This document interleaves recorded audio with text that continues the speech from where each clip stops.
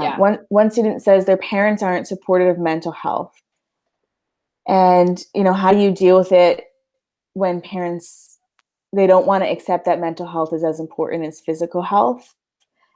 Um, okay, so in terms of parents, this is, I guess, one thing that maybe is fortunate, at least when you get to college. It's probably different when you're still in high school, but at least when you get to college, you can go to the health center without your parents' permission, right? And so it is possible, at least, and I think in high school this is probably true too. You can seek out resources, and obviously, and you can do NEALS, that platform, or you can seek out help without your parents' consent and without your parents being involved.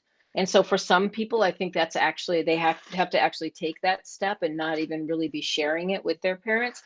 But ideally, parents are a real source of stability and comfort and encouragement for kids. And it would break my heart to think about one of my kids being depressed or having a lot of anxiety and not sharing that with me so I could help them.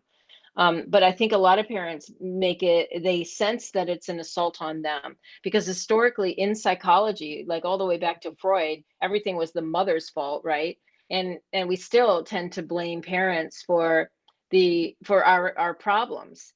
And so if I think that maybe it's being thoughtful about how you talk about it with your parents, and thinking about their poor little egos, their delicate little shame spirals, and trying, and unfortunately sometimes it's up to you as a younger person, or as the adult child, to say, this isn't about you, you know but I am struggling.